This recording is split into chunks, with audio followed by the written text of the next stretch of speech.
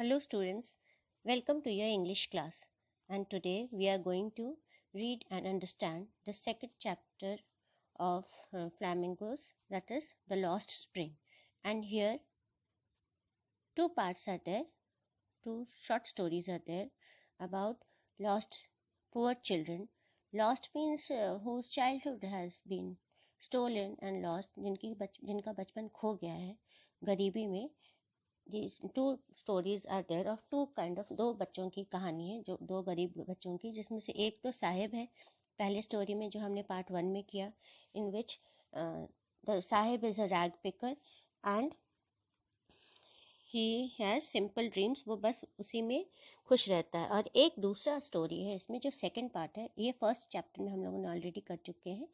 और अब let's move to the second part of this second short story here about another child, and that child's name is Mukesh. Okay, so let's start with the second chapter. Now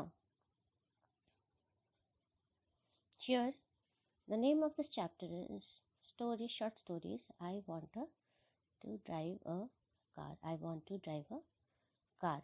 So here a child is there, a poor child who dares to dream. एक बहुत ही गरीब बच्चा है जो गरीब तो है लेकिन उसने अपनी गरीबी को एक्सेप्ट नहीं कर लिया है.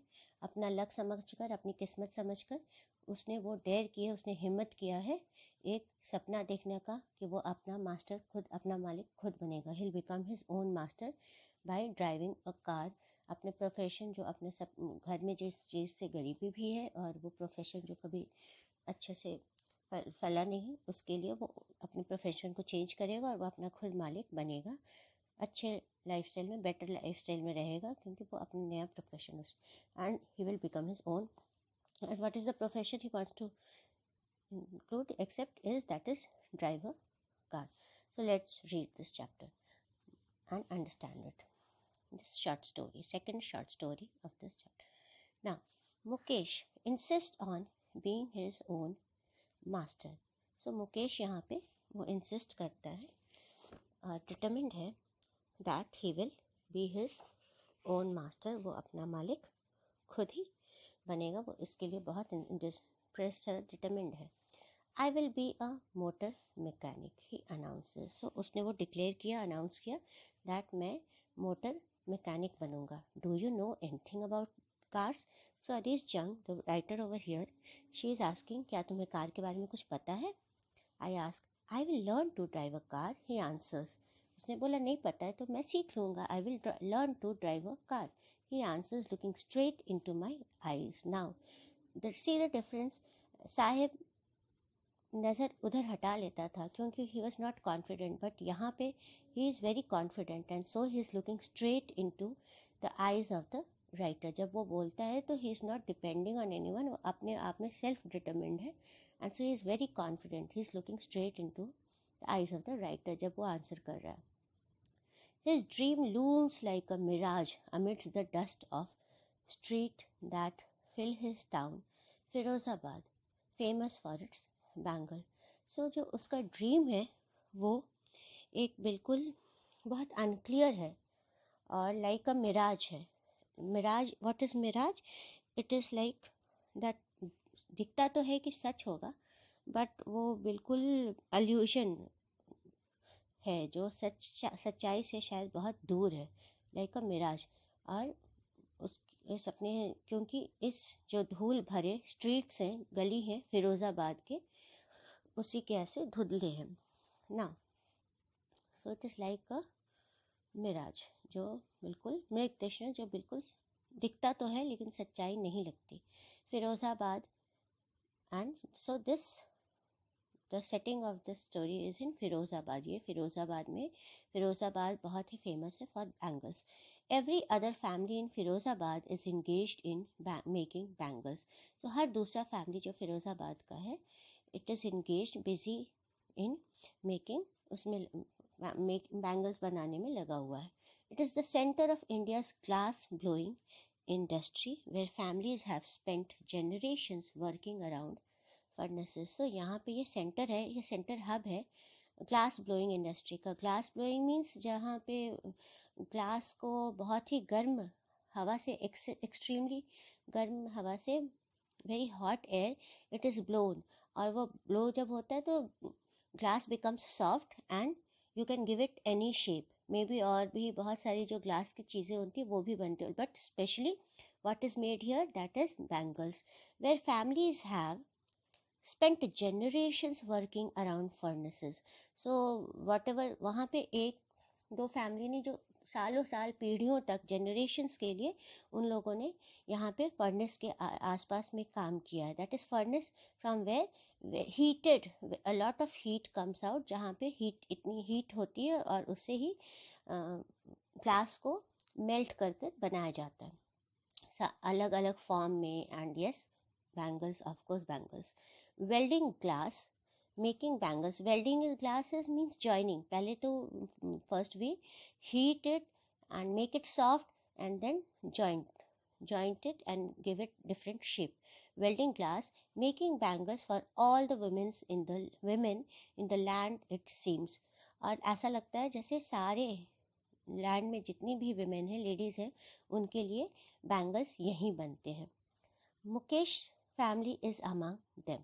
सो मुकेश फैमिली इज़ ऑल्सो, इन्हीं लोगों के जनरेशन, पूरी जो बैंगल मेकिंग फैमिली है उसमें से एक है। None of them know that it is illegal for children like him to work in the glass furnace.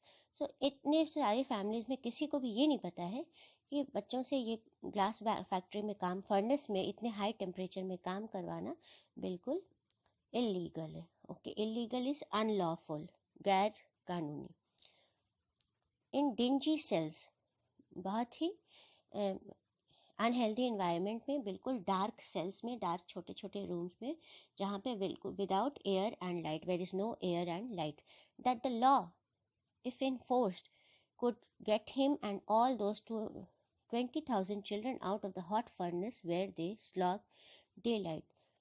So अगर ऐसा हो तो बिल्कुल अगर लॉ वहाँ पे अप्लाई हो जाता है, इन्फोर्स हो जाता है, देन ये सारे ऑलमोस्ट 20,000 चिल्ड्रन जो यहाँ पे हैं, जो इस हॉट फर्नेस, जो इतने बड़े भट्टी, आग के भट्टे में काम करते हैं, वहाँ जो दिन भर वहाँ पे बहुत हार्ड वर्क करते हैं, they are working very hard, slogging their daylight hours, जो पूरे दिन भर के जो समय है उसमें वहाँ पे करते हैं, उसमें से अगर अप्लाई हो जाए तो ये इलीगल है, वो लोग निकल जाएंगे। और often losing the brightness of their eyes. और व्हाट इज़ द रिजल्ट? अगर ऐसे दिन भर काम करने से उनका क्या होता है कि उनकी आँखों की रोशनी चली जाती है, they lose their eyesight. Mukesh's eyes beam as he volunteers to take me home, which he proudly says is being rebuilt. So Mukesh is very happy. His eyes are shining, beaming.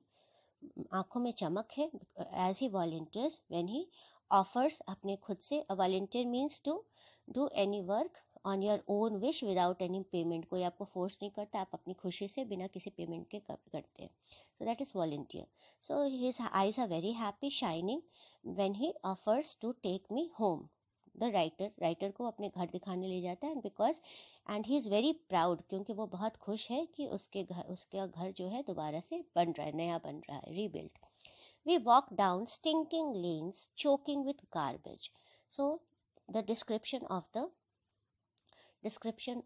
the area where he lives, it is stinking, smelling very bad. All the lanes, जो गली थी बहुत गंदे महक रहे, smell हो रहे थे। Choking, all blocked with garbage, जो लेन्स हैं जो वो पूरे ब्लॉक हो गए थे गार्बेज, कूड़े से। Past homes that remain hovels with crumbling walls. और ऐसे ऐसे घर को उन लोगों ने क्रॉस किया, पास किया, जो बिल्कुल एकदम से बहुत ही टूटे फूटे हट्स थे, हॉवल्स थे, और उनकी दीवार जिनकी बिल्कुल टूटने के कगार पर, क्रम्बलिंग फॉर्म में थी ना। Wobbly doors, no windows. Wobbly is unstable, बिल्कुल मीन्स अनस्टेबल है, टूटने लगभग नो विंडोज, और विंडोज तो है ही नहीं, no windows. Crowded with families of humans and animals coexisting in the primeval state. और बिल्कुल भीड़ लगी हुई थी वहाँ पे, मतलब छोटा सा जगह था और वहाँ पे बहुत सारे फैमिलीज और एनिमल्स भी साथ में coexist, they were living together in a primeval state, बिल्कुल पुराने ज़माने के हाल में साथ में रह रहे थे।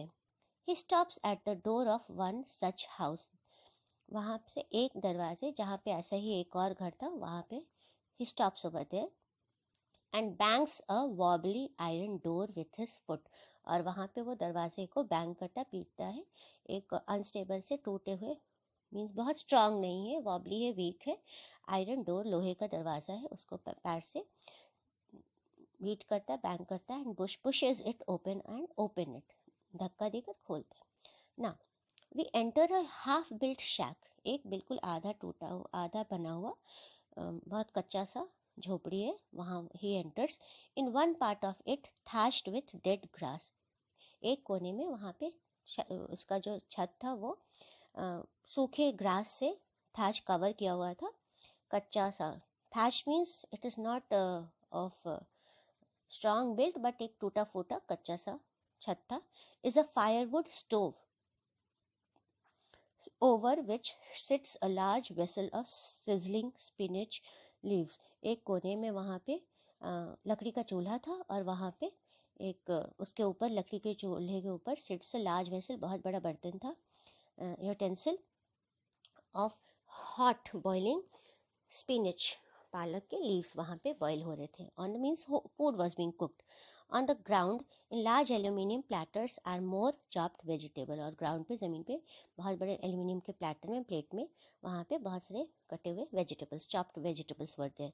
अ frail young woman is cooking the evening meal for the whole family. A frail is weak, delicate, weak young woman, एक young woman, she is cooking the evening meal, शाम का खाना वो पूरे फैमिली के लिए वहाँ पे बना रही।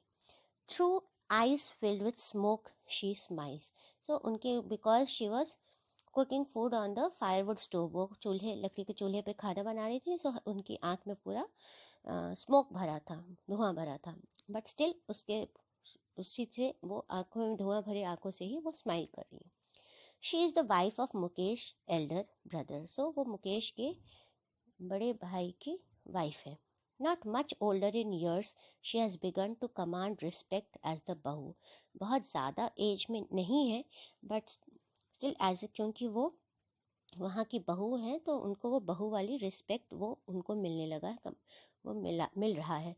She is commanding respect, she is getting that, obtaining that respect of the बहू, of a daughter in law of the house, घर की बहू के ऐसे उन्हें रिस्पेक्ट मिल रही। Already in charge of 3 men, और वो किनकी इंचार्ज है, किनकी रिस्पॉन्सिबिलिटी ले रही है, जो सारे 3 men हैं घर में, her husband Mukesh and their father, means father in law.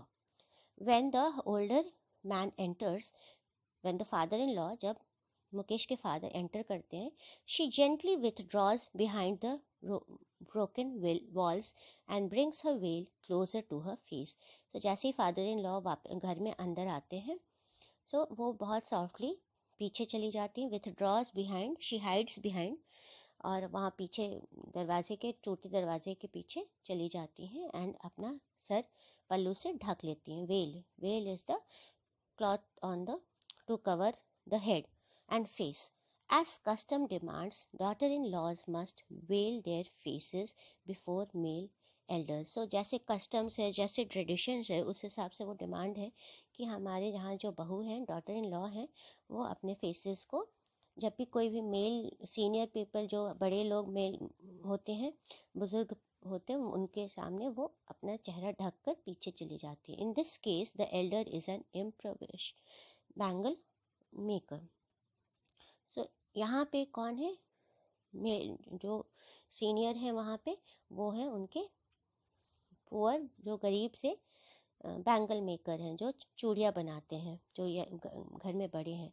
Despite long years of hard labor, first as a tailor, then a bangle maker, he has failed to renovate a house, send his 2 sons to school. So although वो बहुत सालों से बहुत मेहनत कर रहे हैं, hard labour, and first पहले वो टेलर थे और फिर एक बैंगल मेकर बन गए, फिर भी वो ये अपने घर को नया नहीं बना सके, उसको सुधार नहीं सके, रिनोवेट नहीं कर सके, and he had failed to do that, and he was not even able to send his two sons to school, और अपने दोनों लड़कों को स्कूल भी नहीं भेज पाए थे. All he has managed to do, जो भी वो कर पाए थे, was that to teach them what to know, क्या उनको वो सिखाया जो उनको सीखना चाहिए था, that is the art of making bangles. The art of making bangles, से बैंगल्स बनाने का जो कला है उसको वो उन्होंने स्किल है, he taught that. It is his karam, his destiny, says Mukesh's grandmother. So Mukesh की ग्रैंडमदर आई, वो उन्होंने क्या बोला कि ये तो उसके कर्म में है, उसके फ्यूचर, यही हमारी किस्मत में है. His destiny, his fortune. Now says who has watched, क्योंकि उन्होंने खुद ही अपने हस्बैंड को अंधे हुए देखा था, with go blind with the dust from polishing the glass of bangles. क्योंकि ये बोलते हैं कि ये इनकी तो किस्मत में ही है, जो इन्होंने ये प्रोफेशन जो हमारी फैमिली में है, और उससे उन्होंने देखा था कि उनके जो हस्बैंड थे, मीन्स मुकेश ग्रैंडफादर, वो भी अंधे हो गए थे. He went blind with the dust, जो पॉलिशिंग ऑफ ग्लास बैंगल्स में जो डस्ट निकलता है उसके आंखों में जाने से वो धीरे धीरे अंधे हो गए थे. Can a god given lineage ever be broken.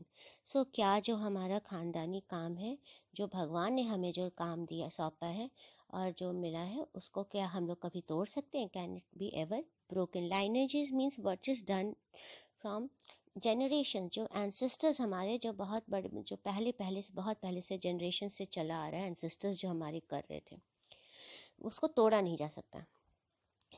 Then she implies, सो वो यही सजेस्ट करती हैं कि ऐसा हो ही नहीं सकता, ये हमारे कर्म में है, ये हमारे पुरखों ने किया है और हम भी कर रहे हैं. Born in the caste of bangle makers, they have seen nothing but bangles. So उनका जो कास्ट था वो बैंगल मेकर्स का ही था, तो उन्होंने जब से पैदा हुए थे तब से उन्होंने कुछ और नहीं देखा है, बस बैंगल्स ही देखे हैं. In the house, in the yard, in every other house. In the house, घर में के अंदर भी उन्होंने बैंगल्स ही देखे. आंगन में, in the yard also he has seen, they have seen bangles. And in every other house, हर दूसरे घर में भी, एंड एवरी अदर, हर दूसरे आंगन में भी, और एवरी स्ट्रीट इन फिरोज़ाबाद, और एवरी और दूसरे हर गली, हर स्ट्रीट में फिरोज़ाबाद में उन्होंने सिर्फ बैंगल्स देखे हैं. Spirals of bangles means, now ये description of bangles is there. Spirals is like going round and round and round, spring type, जो गोल गोल गोल गोल घूमते, वो ऐसे spirals of bangles. Sunny bangles, so that is spiral, means like this. 1 minute, I'll take. So like spirals, these are spirals. Okay, yes. Now, so spirals of,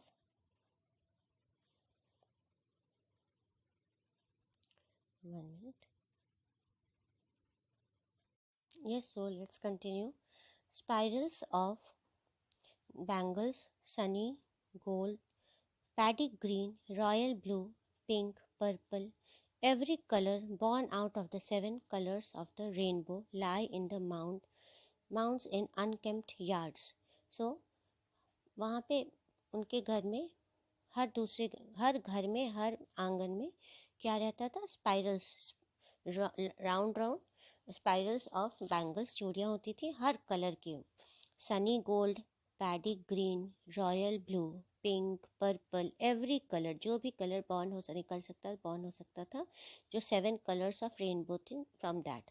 and they are lying in the mounds, पूरे ऊंचे पहाड़, ऐसे छोटे छोटे पहाड़ों type pile रखे हुए थे.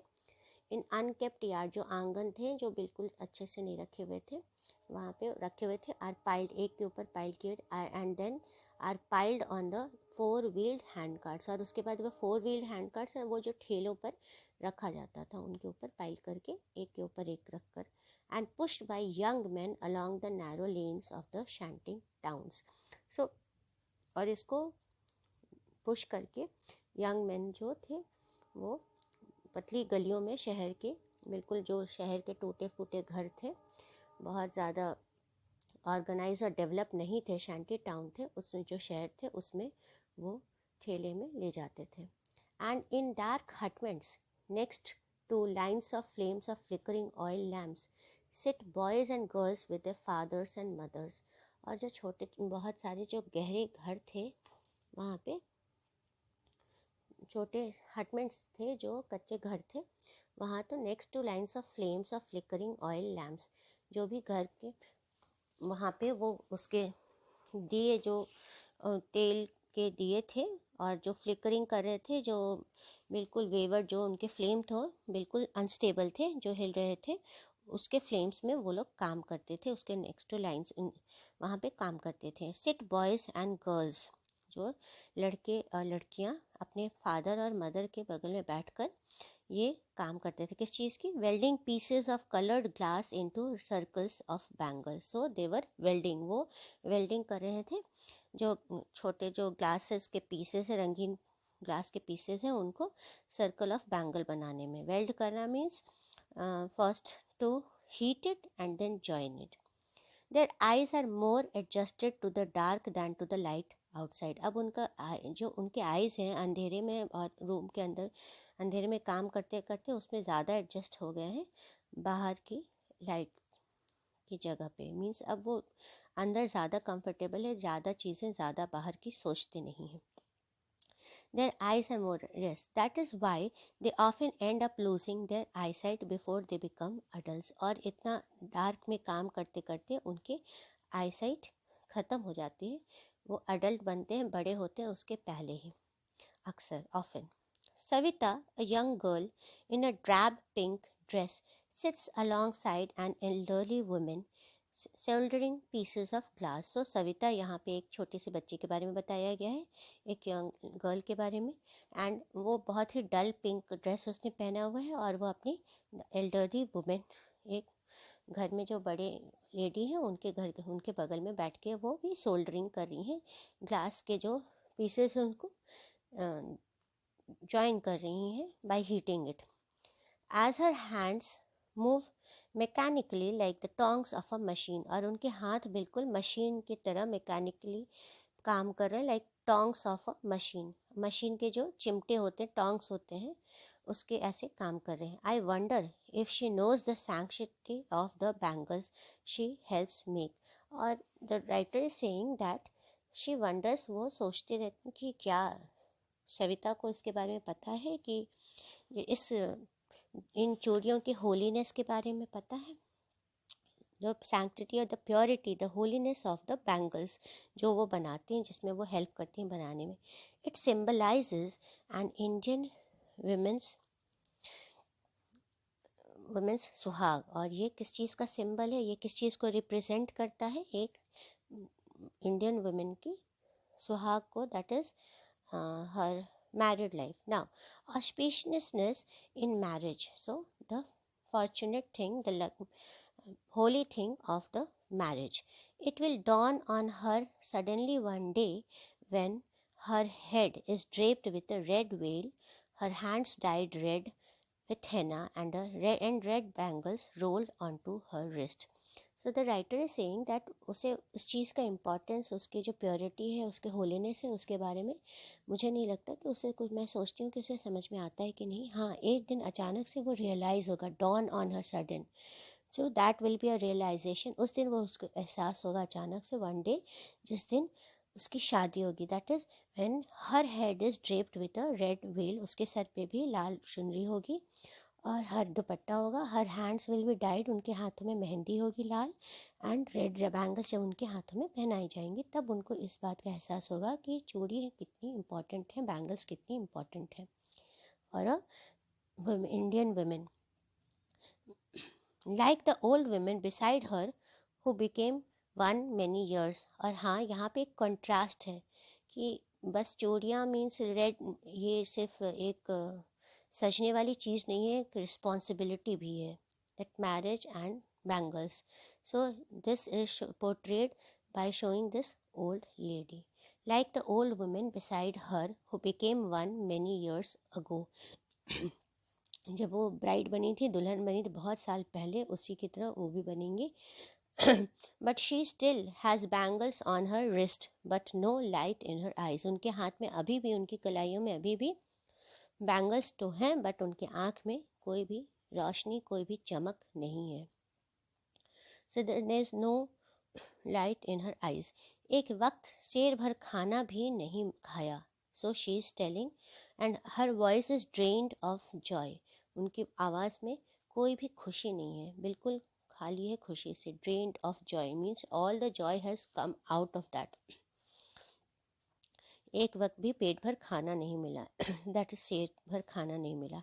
She has not enjoyed even one full meal in her entire lifetime. So in her whole life she has not eaten full meal.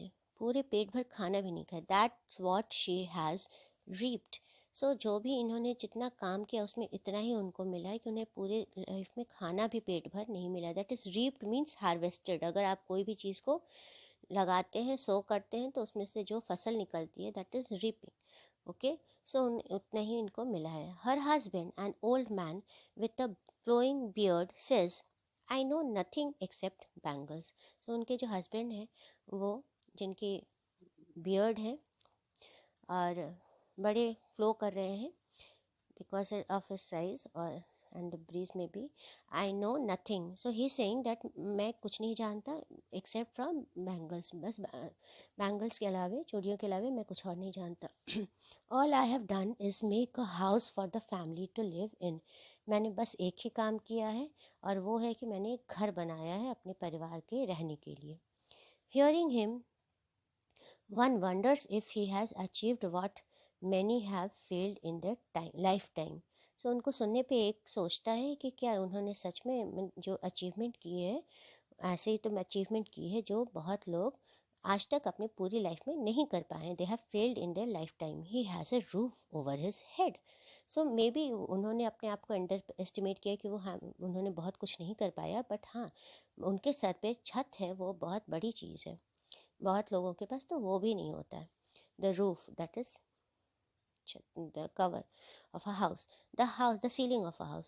The cry of not having money to do anything except carry on the business of making bangles, not even enough to eat, rings in every home. So जो complain है, जो pen है, वो हर family का बहुत ज़्यादा अधिक पैसा नहीं होने का जो है, और टू डू एनीथिंग एक्सेप्ट, और जिसमें वो कुछ भी और नहीं कर सकते हैं. बस क्या कर सकते हैं, तो only the business, continue the business of making bangles. बस वही बिजनेस जो बैंगल्स बनाने की है, उसी को बस लगातार करते रह सकते, इससे नया कुछ भी नहीं कर सकते. Not even enough to eat means उनके पास इतना भी नहीं होता था, इतना भी अर्न नहीं करते थे कि वो खाना भी काफ़ी खा सके. और यही हर घर में आवाज़ सुनाई देती थी. Rings in every home.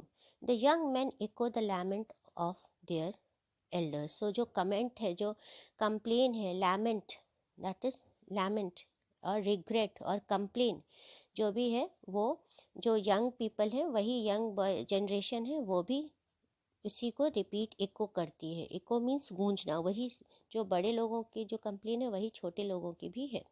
Little has moved with time, but हाँ, समय के साथ बहुत कम बदला है.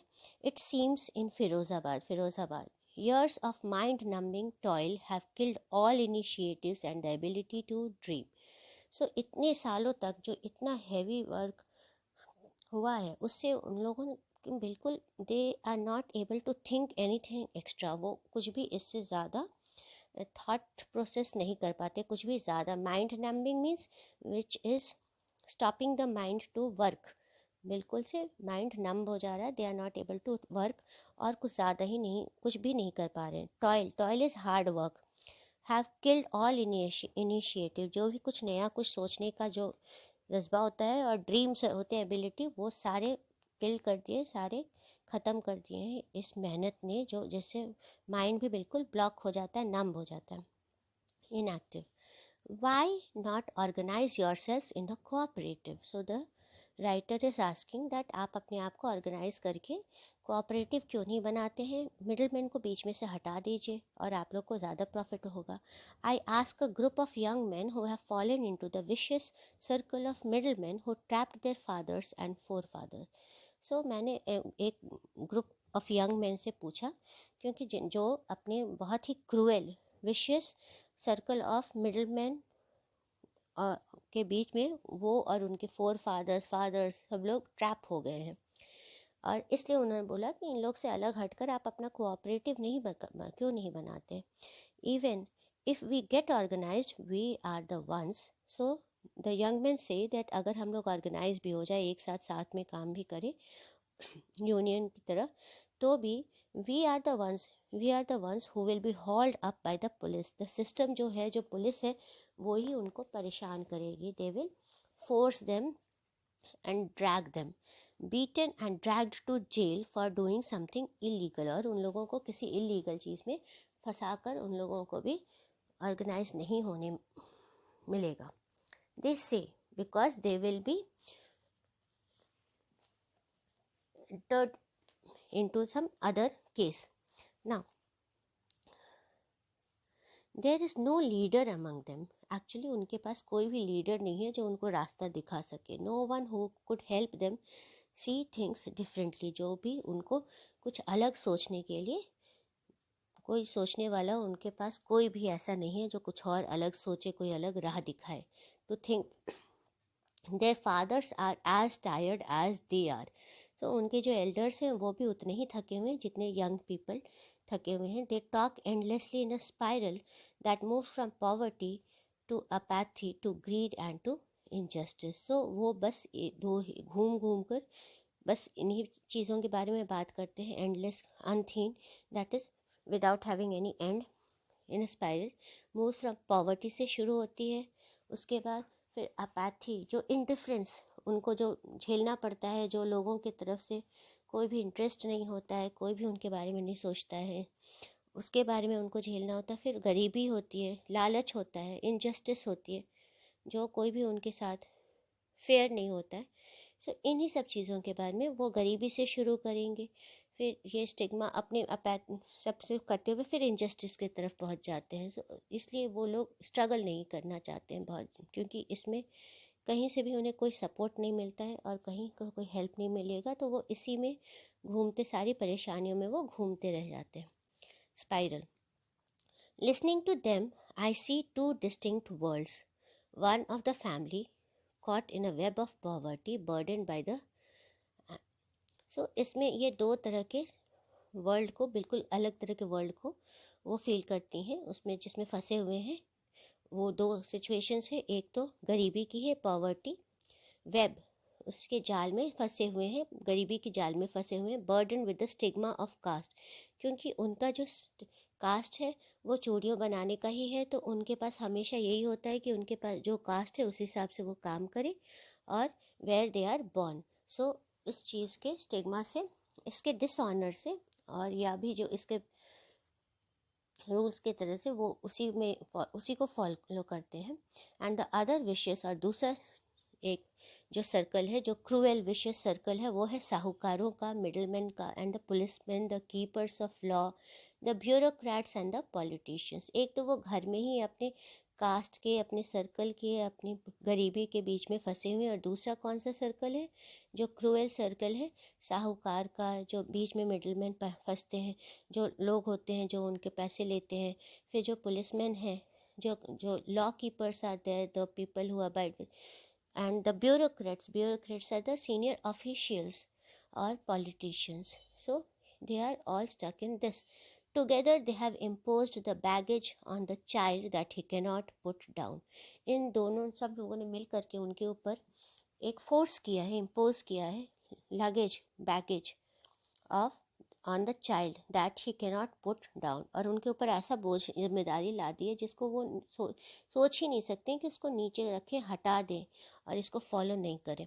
Before he is aware he accepts it as naturally as his father. जब तक उसको इस बात का एहसास होता है, till the time he realises it that he should think about something different, तब तक उसे वो बिल्कुल एक्सेप्ट कर लेता है दैट नहीं, ये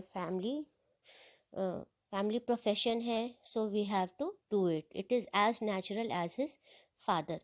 to do anything else would mean to dare. इससे अलग कुछ भी करना, that means to have enough courage. बिल्कुल अलग हट के कुछ भी करना इज डेयरिंग, जिसको हर कोई नहीं कर सकता है. And so to do anything else is to mean dare, and not everyone has that courage कि कुछ अलग करने की हिम्मत रख सके. and daring is not part of his growing up. और इस फैमिली में, जो गरीबों की फैमिली है, उसमें हिम्मत करना नहीं सिखाया जाता. उनके फैमिली के कल्चर में बिल्कुल नहीं होता है. बड़े होकर के कुछ अलग तरह का करने की हिम्मत उन लोगों को बिल्कुल नहीं दी जाती है. When I sense a flash of it in Mukesh, I am cheered. और जब इस चीज़ का एहसास होता है, सेंस होता है राइटर को कि ये जो डेयरिंग है, जो विल पावर है, जो स्ट्रॉन्ग करेज है, वो मुकेश में है. फ्लैश ऑफ इट मीन्स एक लाइटनिंग, एक चिंगारी है डेयर करने, हिम्मत करने की. उसमें जब उससे दिखती है तो she finds, Anees Jung the writer finds some positivity, उम्मीद दिखती है तो वो खुश हो जाती हैं. I want to be a motor mechanic. So Mukesh is saying that मैं मोटर मैकेनिक बनना चाहता हूँ. He repeats he will go to a garage and learn. So he will go to the garage, वो गैराज में जाएगा और वहाँ वो सीखेगा. But the garage is a long way from his home. So writer is saying that but garage तो बहुत दूर है. Then he says I will walk. He insist. So बिल्कुल इससे वो बिल्कुल उसके डिटर्मिनेशन में कोई नहीं कमी आती है, और वो बोलता है नहीं, then I will walk. Distance है तो no problem. He will walk, but he will make his dream come true. Do you also dream of flying a plane? Then the writer says, क्या तुम प्लेन भी उड़ाने के dream देखते, सपने देखते हो? He is suddenly silent. Now he is silent. अचानक से वो शांत हो जाता है. No, he says staring at the ground. अब थोड़ा सा उसे लगता है कि अच्छा, उसने उतने दूर तक तो सोचा नहीं, और वो नीचे देखता रहता है. In his small murmur there is an embarrassment that has not yet turned into regret. उसे अब थोड़ा सा शर्मिंदगी लगती है. That he is like feeling awkward. कुछ अजीब सा लगता है कि उसने कुछ मीन्स इतने दूर का सोचा नहीं, बट हाँ, उसे इस चीज़ का रिग्रेट नहीं होता. ही इज़ नॉट अनहैप्पी. रिग्रेट, इसके कोई कंप्लेन अभी तक उससे नहीं हुई है कि उसे अफसोस नहीं हुआ दैट मैंने इतनी दूर तक नहीं सोचा है. बट हाँ, तो he is content to dream of cars that he sees hurtling down the streets of his town. वो बस सेटिस्फाइड है कि कम से कम वो तो एक ड्रीम देख रहा है कारों का, to be a driver, motor mechanic, not a driver, that he sees hurtling down. और जो इतने सारे कार वो देखता है जो गलियों में नीचे बहुत ही स्पीड में अनकंट्रोल्ड, हर्टलिंग इज अनकंट्रोल्ड वे में जो इधर उधर जाते हैं, उसको देखकर उसे मोटर मैकेनिक बनने का सपना आता है, और वो उसी से बहुत ही सेटिस्फाइड है, कंटेंट है. Few airplanes fly over Firozabad. So एक रीज़न में भी वन इज़ दिस दैट वो उसने कभी प्लेन के बारे में सोचा ही नहीं, क्योंकि वहाँ फिरोज़ाबाद के ऊपर बहुत ही कम प्लेन क्रॉस करते हैं, बहुत कम प्लेन फ्लाई ओवर करते हैं. Okay, so that is why may be till now he has not never thought about planes. He has only dared to think something new, separate from other than making bangles, and that is of being a motor mechanic. So children, this was the explanation. I hope you have understood everything well. If you have any doubt, you can write in the comment section. So we will meet with the next chapter now. Thank you children.